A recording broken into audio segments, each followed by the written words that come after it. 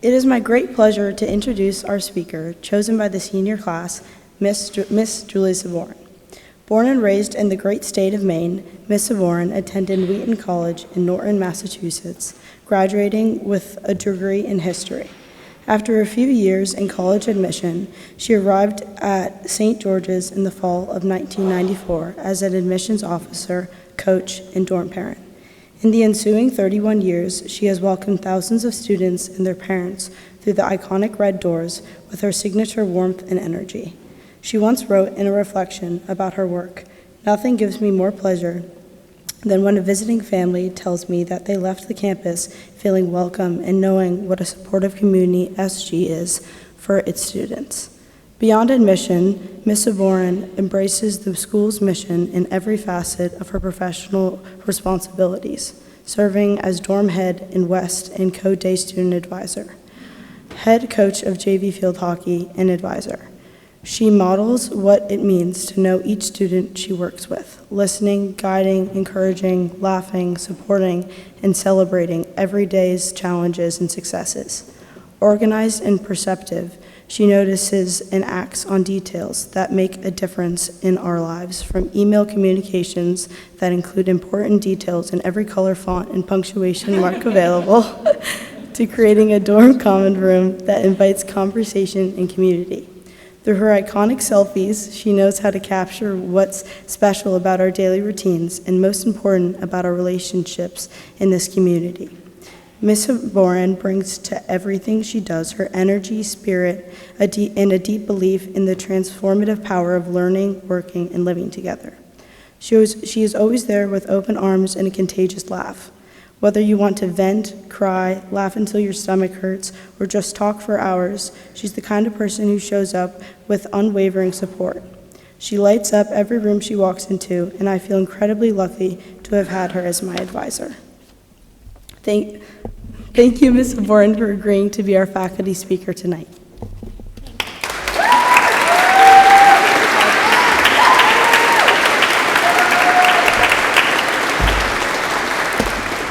Hi, everybody. I do love a good color font, I will say that. No apologies. So many thoughts have been going through my head since Ireland literally came running into my office after chatting with Mr. Jones about who was selected by your class to be the faculty speaker for this very special service. Ever since the late 1900s, when I gave a speech to my graduating class from high school, my old lady brain often thinks of additional thoughts that I could have included in my farewell good luck speech to my classmates who are about to embark into the big old world of life after high school. I hoped that I would have another opportunity in my future to share some additional wise words of wisdom that I've learned over the many years since that special day. Throughout the gazillion years that I've been here at St. George's, I've jotted down little ditties that I would hopefully be able to share with my daughters, my advisees, the girls in West, during day student meetings, out on the JV field hockey field, and maybe, even with the SG community should I ever do a chapel talk. To be honest, it is a little intimidating standing up here in front of you, so I kept pushing off doing and just was satisfied with thinking of taking the big leap of faith and getting myself up here in front of you. You, the class of 2025, gave me that gentle push that I needed, and I cannot thank you enough for honoring me to be one of the faculty celebrating your amazing SG journey. Now, for the wise words, buckle your seatbelt. I want you all to take a deep breath, look at each other, and wrap your head around where you are. Take all of this in. This place, this moment as we sit in this beautiful chapel that has been such a huge part of your life. I now want you to imagine standing on the highest hilltop you have ever climbed, and in this case, one looking out over Second Beach with the ocean stretching out like a story yet to be written. Where you are standing is a true hilltop summit made of your effort, your growth, your grit, and most importantly, your laughter. The long nights and early mornings, the questions you asked, the chances you took, the people who walked beside you, this is a high point, and you earned every step of the climb. St. George's is a place like no other, and I'm not saying that just because I'm a wee bit biased, work in a mission, love all things about SG, and you know I talk about it all the time. You didn't just go to school here, you lived a story. You built a community. You didn't just attend classes, you challenged yourself. You didn't just follow rules, you practiced integrity. You didn't just go through the motions, you discovered who you are piece by piece. You made this castle by the sea your home. You wrestled with ideas in Memorial Schoolhouse and the academic building. You created beauty in the Arts Center. You gave your all out on the fields, the courts, and stage. And maybe some of you even ventured off of the hilltop to enjoy amazing adventures and educational experiences through the many connected learning opportunities at your fingertips. Just this year, I was in awe of the stories I heard about Geronimo, the Global Studies trip to Rome, Rogers Scholar in DC, Dragons on Broadway, and the Civil Rights trip down south. Through hard work, coming together as a group in a shared experience, you built friendships that now feel like family. This is St. George's, a place of tradition and transformation, a place where students become seekers, a place where discovery never stops. And now you're standing at the edge of something new, something a little terrifying, and at the same time a little thrilling. It is your next chapter.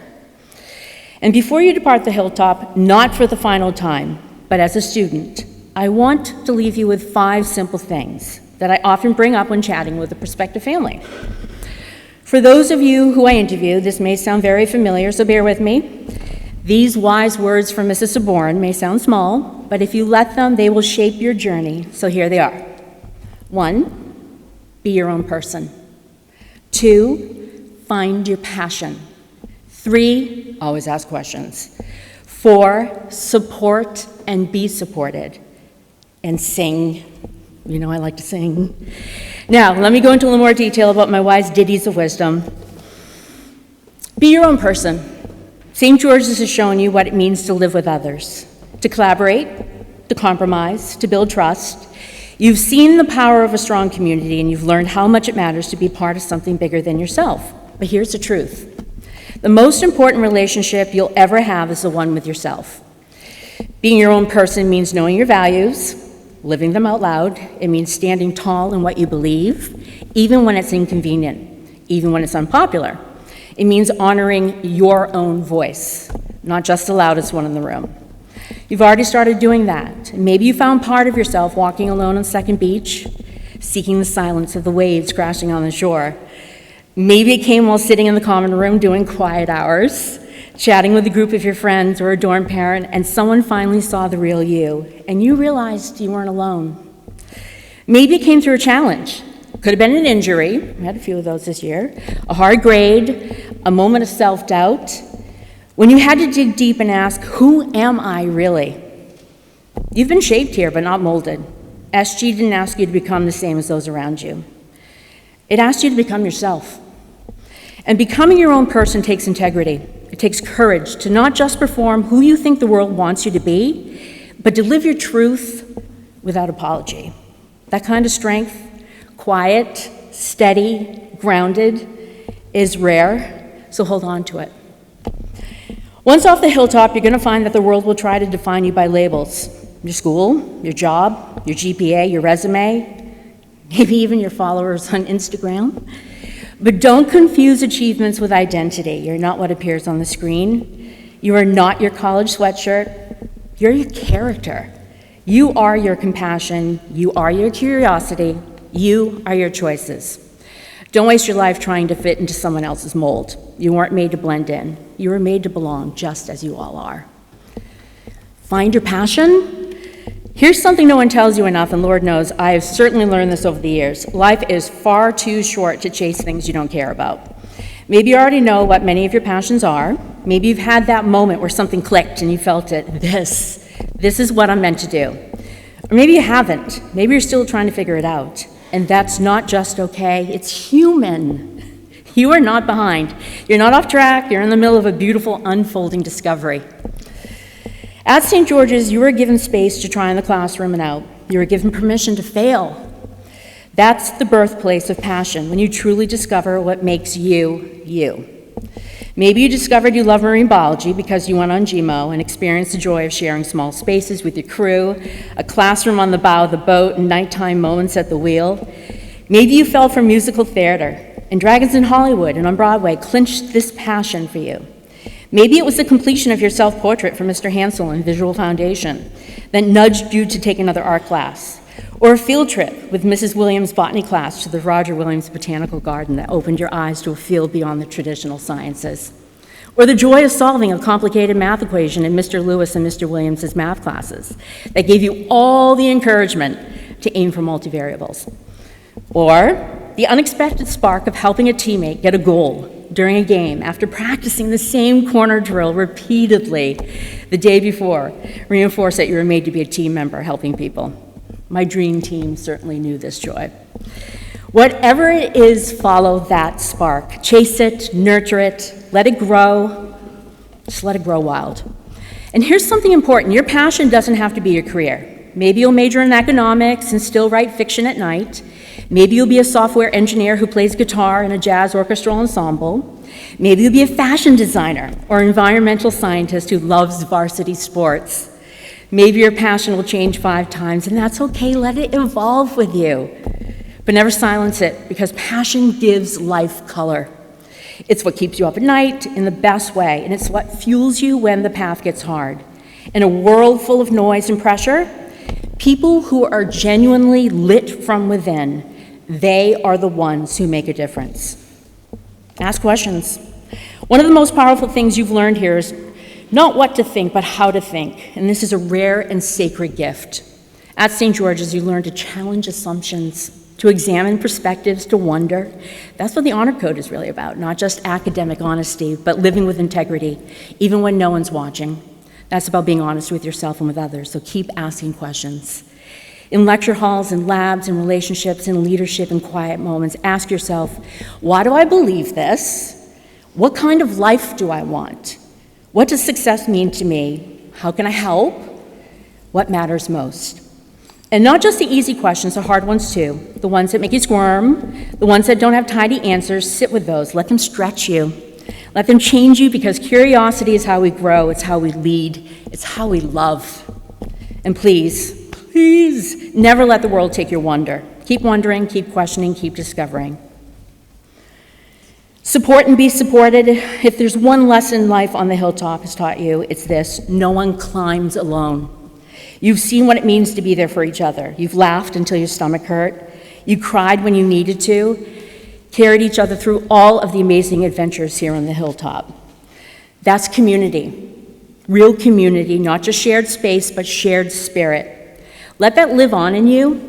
Please be the kind of person who celebrates others, who listens when someone is struggling, who gives a hand up without needing applause, and don't be afraid to ask for help. Being supported doesn't make you weak, it makes you whole. I find that in a world that sometimes teaches us to compete more than connect, if you can choose connection, in a world that teaches us to hustle harder, choose humanity. Wherever you go, build circles like the one you had here, real ones, with people who see you, hear you, and most importantly, hold space for you. Because when we show up for each other, we rise together. That's how movements start. That's how change happens. That's how we build a world worth living in. And finally, sing. You all know that I'm all about song. I'm not going to do it right now, I promise. My singing is my way of communicating. It's my happy place.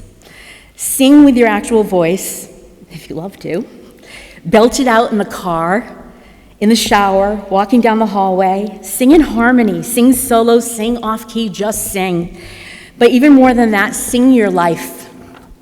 Your song is your essence, your perspective, your light, your rhythm. It's a thing only you can bring into the world. Don't wait until everything is perfect. Don't wait for the right stage or the right crowd. Sing even when your voice shakes. Sing when you're lost. Sing when you're found. Sing when you're in love with life. Sing when you're trying to remember who you are. Your song might be art. It might be activism. It might be service, leadership, or invention. It might be kindness. It might be joy. It might be courage while your heart is breaking. Whatever it is, sing it. We need your voice. We need your story. We need your melody. You don't need to go viral. You don't need to win awards. I'm sure I'm not going to win awards. You just need to be real, to be brave, to be you, and that's more than enough, because the world doesn't just need more success stories. It needs more authentic ones.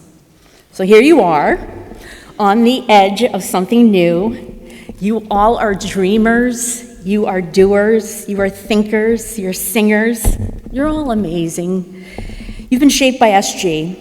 You've been shaped by this community, by friendship and hardship, by classroom discoveries and late-night talks, by the quiet moments in chapel, the dancing during Middlesex weekend, and the fun times had out on the quad playing games and loud music. You've been shaped by your integrity. You've grown through discovery of ideas, of each other, of yourselves. And now it's your turn to shape the world. So, be your own person, find your passion, ask your questions, lift each other up, and let yourself be lifted, and above all, sing your song. It's not the end. This is the opening note. Go out there and make the world sing with you. Thank you.